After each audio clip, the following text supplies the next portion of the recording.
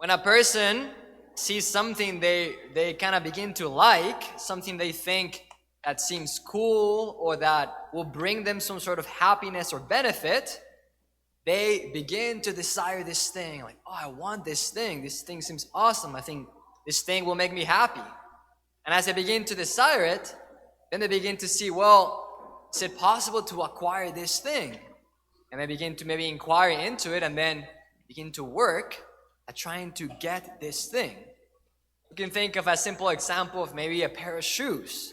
You see somebody wearing a cool pair of shoes, or you find some cool shoes online and you're like, man, look, those shoes are pretty cool. I would like to have those shoes. Where can I buy them? How much do they cost? And then I start beginning to work, maybe save a little bit of money, or tell my parents I want that for my birthday, or whatever it is, because, man, I want those shoes. And we can get we even things that are a little bit bigger, like the new iPhone. Right? Man, I want the new iPhone. What do I have to do to obtain this new iPhone? Or maybe a car. This car is so cool. I want this car. Or a house. Or traveling, right? We see something that seems good, or bring us some benefits, some happiness. We begin to desire it. And we begin to see, what can I do to obtain this thing? But usually there's a limit, right? If you go and you see there's this new phone that came out and you're like, okay, I'm gonna go buy it. And then you research online, or you go to the store and ask, hey, well, how much for this phone? And they tell you, whatever, $500, then you're like, okay, yeah, maybe I can save for it and buy it. But if they tell you, well, just give us everything you own, and we'll give you this phone. You'd be like, yeah, thank you, but no thank you. It's a great phone, but I don't want it that bad, right? It won't bring me that much benefit that it'd be worth giving everything for this phone.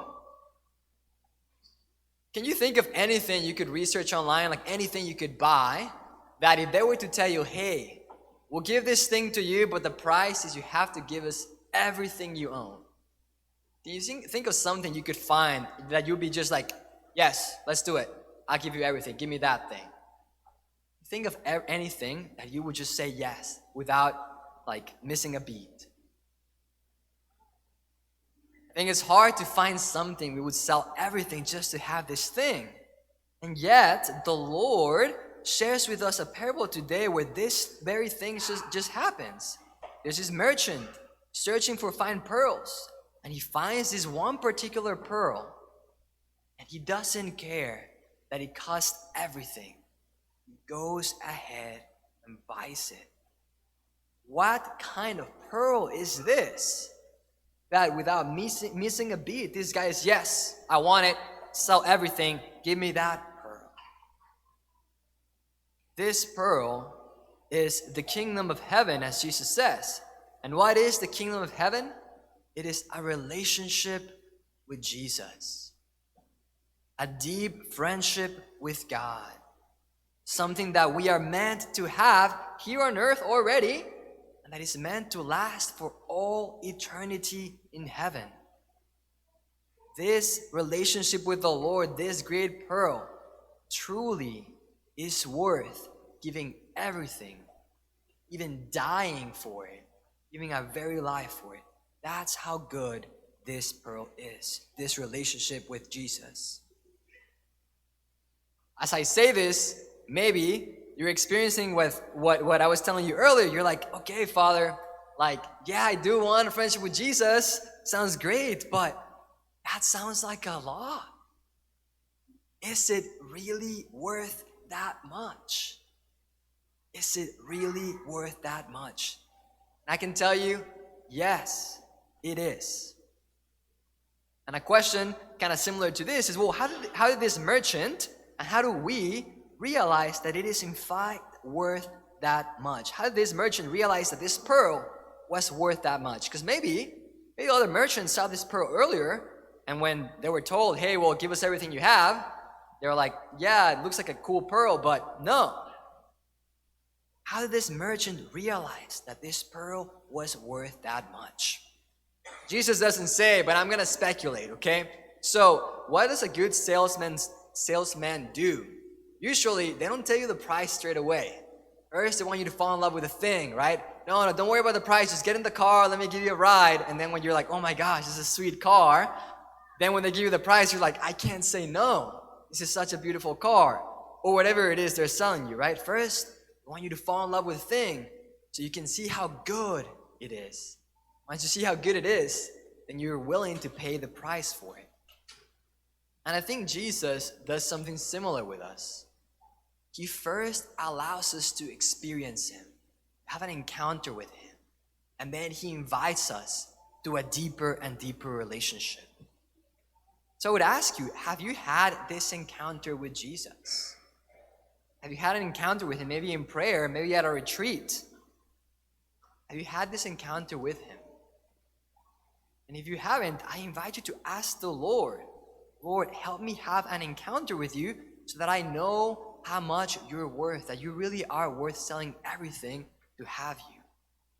I know you teens, you just went to a retreat, and I am 100% sure that all of you in some way got to taste this pearl. You got to encounter the Lord, to experience Him. And I'm sure you're like, oh my gosh, this is pretty awesome. I want more of this. It's awesome because you gave something to the Lord. You gave Him a couple days. And not only that, you gave up your phone for the weekend. Right? And when you give something to the Lord, He is never outdone in generosity. And I'm sure you're experiencing this right now. You're like, this was worth it. Giving up this weekend, giving up my phone, it was worth it. The Lord is never outdone in generosity. And here's the great thing. He wants to give you more. He wants to give you even more than you can imagine.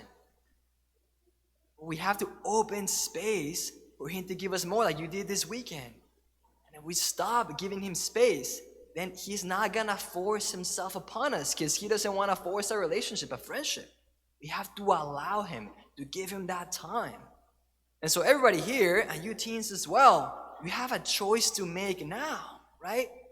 Will I give up more things so I can have more of the Lord? Or will I just go back to those things and stop giving time to the Lord? It is worth it. You experienced it this weekend, and I promise you, it's worth it to choose Him.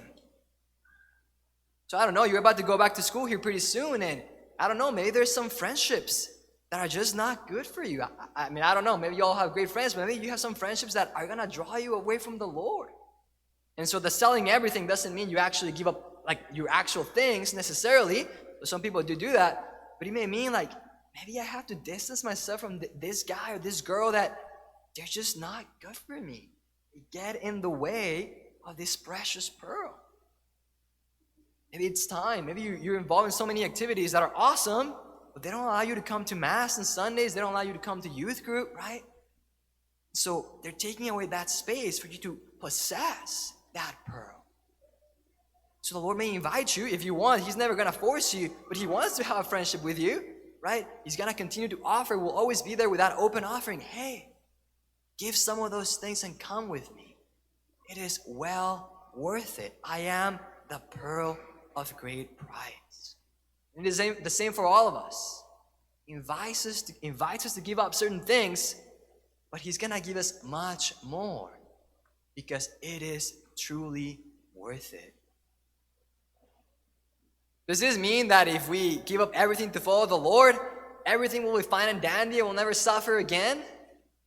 No, it does not mean that. No, the Lord is very clear that sometimes there's hardship even in following Him. But again, the joy that comes from having this friendship with Christ, this pearl of great price, it is so well worth it. So sell everything and buy the pearl of great price.